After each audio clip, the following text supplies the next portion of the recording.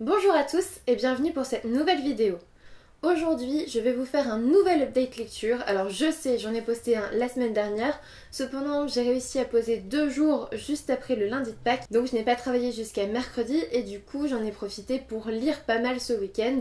Étant donné que j'avais pas mal de jours d'affilée, j'ai pu franchement dévorer certains livres. Le premier livre dont je vais vous parler, c'est Imperium, le livre 1 d'Henry H. Neff aux éditions Hachette. C'est de la fantasy jeunesse et c'était franchement bien. Le deuxième livre que j'évoquerai, c'est un roman jeunesse. Il s'agit du livre L'épicure d'abeilles de Claire Castillon aux éditions Flammarion Jeunesse. Ensuite, je vous parlerai de L'été de Summerlost d'Ali Condier aux éditions Gallimard Jeunesse. Et enfin, je finirai par vous montrer le superbe album cinéma de Disney de La Belle et la Bête. Je vais d'abord commencer par vous parler d'Imperium, le livre 1 d'Henry H. Neff aux éditions Hachette. Donc tout d'abord, je remercie les éditions Hachette pour l'envoi de cet e-book. J'ai été très curieuse de voir ce que ça pouvait donner parce que le résumé était franchement aguicheur. Franchement, il m'a donné envie. En gros, l'histoire se déroule dans les années plus de 3000. On sait qu'il y a eu un cataclysme à un moment donné. En gros, si vous voulez, leur passé, c'est notre présent. Et à un moment, il y a eu une cassure dans l'histoire, un cataclysme qui a fait que les mages, les sorciers qui se cachaient jusque-là des humains ont réussi à prendre le pouvoir. Et il y a même la dynastie des Férédines. J'ai trop de mal avec ce nom, à chaque fois je dis Fédérine, mais non, c'est Férédine qui a pris le pouvoir depuis des centaines d'années. Dans cette histoire, nous allons suivre la jeune Hazel, qui est l'une des triplées héritières du trône. En gros, les dernières de la dynastie Férédine, c'est Hazel, Isabelle et Violette, qui sont des triplés. Le truc, c'est qu'Hazel, elle est pas franchement comme les autres. Déjà, elle est albinos, donc elle a les yeux d'une certaine couleur, elle est très très très pâle, elle fait un petit peu peur aux autres et elle comprend pas trop pourquoi elle est si à part que ça, alors que ses deux sœurs sont super bien intégrées en fait dans leur famille, elles sont exactement comme toutes les précédentes. Et donc voilà, il y a ce petit décalage là qui la gêne. En tout cas, elle fait partie de la dynastie Férédine, c'est-à-dire qu'elle a des pouvoirs de sorcière. On va en apprendre plus au gré de l'histoire et je vous spoil absolument rien. Vous devez lire ce livre pour découvrir. Et on va suivre en même temps Hobson. Hobson, c'est un jeune homme en fait qui vient d'un petit village. C'est un humain basique, hein, comme vous et moi. Enfin, j'espère que vous aussi vous êtes un humain basique pour le coup. Il est très très jeune. Déjà, il est mineur de deux façons, dans le sens où il travaille dans une mine et il a moins de 18 ans. Et d'ailleurs, j'ai oublié de vous dire, mais Hazel, elle aussi, elle est très jeune. Elle a 12-13 ans, je crois. Et du coup, ça m'a frappée. Parce que ces deux personnages-là ont une maturité et une réflexion qui ne va pas avec leur âge. Alors, tant mieux, parce que s'ils avaient été trop gamins, ils m'auraient énervé. Mais en même temps, du coup, il y a un petit décalage et c'est dommage. Dans ce premier tome de la saga Imperium, en gros, on va vous étaler tout l'univers, vous expliquer les enjeux politiques, pourquoi la dynastie Férédine est menacée par les autres grands sorciers, etc. On va vous montrer pas mal d'aspects dans cette société qui est très très intéressante. Il y a plein de créatures différentes dans cette société, en plus des mages, des sorciers, etc. Il y a plein de créatures différentes, il y a des démons, il y a d'autres choses. Enfin voilà, on sort un petit peu du cliché vampire loup-garou d'il y a quelques années, ce qui est génial. On est face à de la vraie fantasy, il y a énormément de créatures différentes. Cependant, il y a aussi ce petit côté steampunk qui est franchement génial. En gros, ils ont banni toutes les technologies qu'on a nous à notre ère. Et voilà, ils se déplacent encore en calèche, ils n'ont pas de téléphone, pas d'ordinateur, rien, aucune technologie. On est vraiment dans une monarchie pure et dure, avec des créatures, avec de la magie. Bref, franchement, c'était une très bonne lecture. Cependant, je regrette qu'il n'y ait pas eu plus. En fait, je suis restée un petit peu sur ma faim. J'ai trouvé les personnages vraiment attachants, mais uniquement sur la fin. Au début, je les trouvais pas si développés que ça, et puis au fur et à mesure, on commence à s'attacher à eux. Mais assez tardivement, je dirais. L'univers est franchement bien développé, c'est pas mal, on a pas mal de révélations, mais en même temps on a énormément de questions en attente. Et du coup, oui, j'avoue, je suis restée un petit peu sur ma faim. C'est un tome 1 d'introduction et j'espère que la suite sera un petit peu plus active, qu'il y ait un petit peu plus d'action, un petit peu plus de révélations, parce que là voilà, les bases sont posées, maintenant on y va quoi. Donc j'ai vraiment hâte de lire cette suite en tout cas. Ensuite, je vais vous parler du livre L'épicure d'abeilles de Claire Castillon aux éditions Flammarion Jeunesse. Donc comme toujours, je remercie les éditions Flammarion Jeunesse pour l'envoi de ce livre.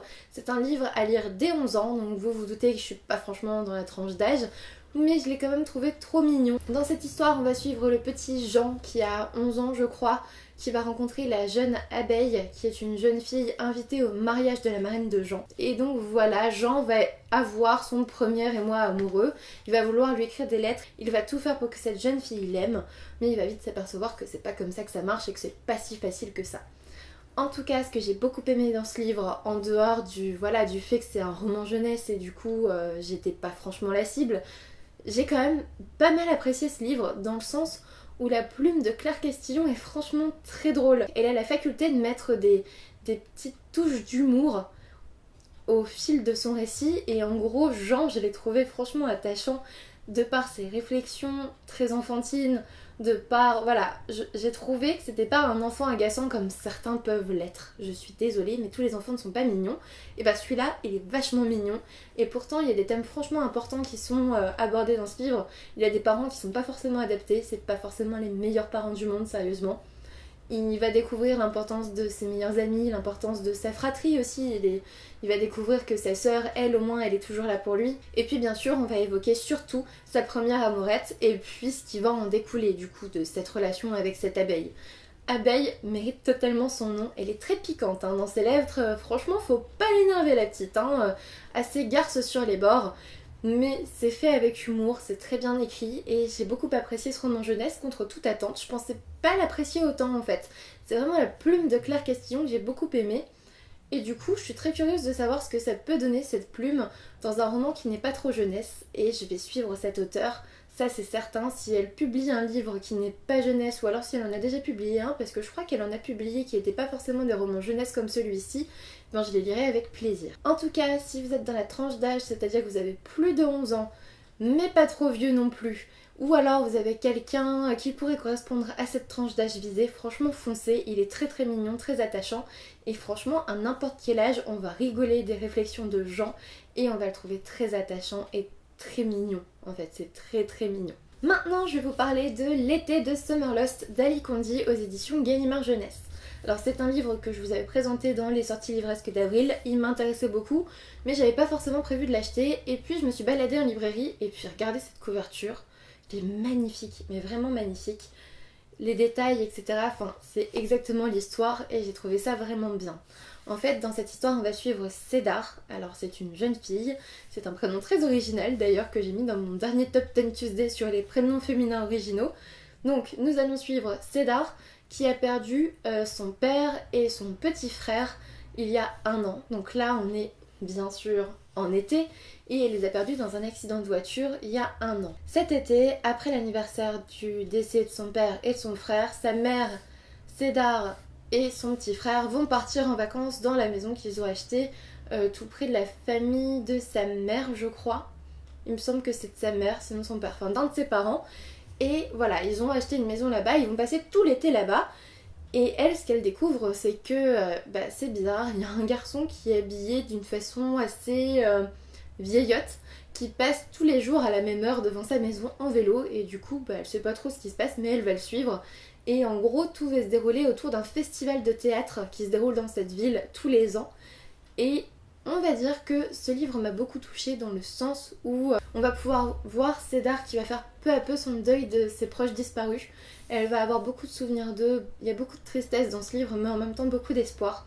Ce que j'ai beaucoup aimé aussi c'est le petit mystère qu'il y a parce que en gros parfois le soir elle retrouve un objet que son petit frère décédé aurait pu aimer sur le rebord de sa fenêtre. Et on sait pas trop qui les amène etc. Alors ce livre, faut que je vous dise, c'est du contemporain, il n'y a rien de fantastique là-dedans, mais en même temps, il y a cette dimension d'espoir après le deuil qui est très très importante, très joliment tournée en fait. J'ai trouvé qu'Ali Kondi, pour le coup, au niveau des sentiments des personnages, c'était très bien fait. On s'y attache tout de suite. Pour le coup, je me suis attachée à Cédar directement. Elle est triste, mais en même temps, sa tristesse ne déborde pas dans tous les sens parce que ça fait 1 an qu'elle a perdu ses proches. Et du coup, enfin, c'est pas qu'elle s'est fait une raison parce qu'elle est toujours en deuil, évidemment, mais elle est beaucoup plus abordable et du coup elle va sourire à nouveau à la vie.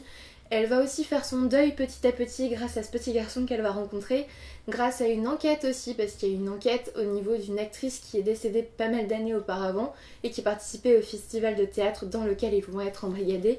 Bref, ce livre est plein d'espoir, ce livre est en effet sur le deuil des proches, mais il m'a pas fait pleurer pour autant, il est pas triste. J'ai plutôt vu une jeune fille qui reprenait espoir, qui reprenait goût à la vie, même si elle n'était pas forcément très très éteinte avant, mais qui va découvrir en fait tout simplement son enfance et qui va la continuer coûte que coûte malgré tout ce qui a pu se passer auparavant, et c'est quelque chose que j'ai beaucoup aimé. Alors Après, en effet, ça manque peut-être un petit peu de profondeur. De tous les livres d'Ali Conti que j'ai pu lire, et je les ai tous lus je crois, j'ai lu toute la saga Promise, Conquise, etc.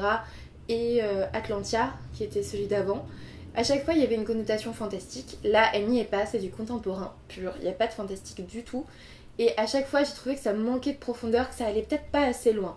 Je pense que ce livre aurait pu être meilleur avec un petit peu plus de profondeur, encore une fois.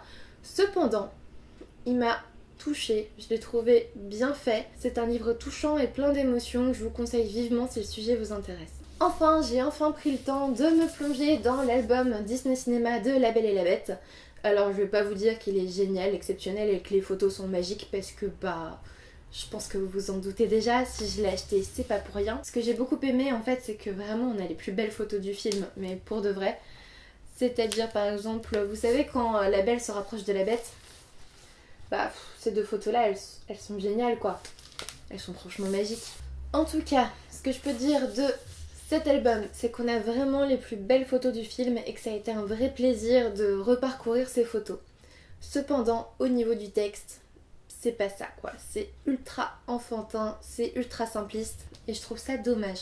Parce que La Belle et la Bête c'est une belle histoire et c'est pas forcément les enfants qui la lisent, c'est pas forcément les enfants qui la regardent. En fait, au bout d'un moment, je crois qu'au bout de la moitié de l'album, j'ai arrêté de lire le texte et je me suis juste concentrée sur les images qui racontaient toute l'histoire. Parce que le texte m'a agacée. En fait, je crois que ce qui m'a énervée, c'est aussi peut-être le fait qu'on n'ait pas forcément les vrais dialogues du film. Il y a la magie par les photos, mais le texte, personnellement, j'en ai fait abstraction. En tout cas, si vous êtes fan du film La Belle et la Bête, cet album ne saurait vous déplaire. Et d'ailleurs, ce que j'ai oublié de vous dire et ce que j'ai beaucoup aimé, c'est qu'on voit franchement bien les détails de la bête sur certaines photos. Alors, je sais pas si vous verrez avec le reflet, mais en fait on voit parfaitement son visage et vu que ce sont des images de synthèse, j'ai trouvé ça vachement bien fait. J'ai adoré cette partie là, le fait qu'on le voit très très bien, de façon absolument magnifique, très photoshopée etc. Mais on s'en fiche, on le voit super bien. Et comme parfois dans le film j'ai eu l'impression que j'arrivais pas à saisir parfaitement ses traits en fait, parce que il bougeait tout le temps et du coup j'arrivais pas à bien le voir, ou alors il est tout le temps de profil et du coup on n'arrive pas à le voir. J'adore cette photo par exemple. Mais là, il y a une photo où on voit parfaitement ses traits et c'est ce que j'ai beaucoup adoré dans cet album. Comme vous le voyez, mon week-end a été rempli de plutôt bonnes lectures, on peut le dire.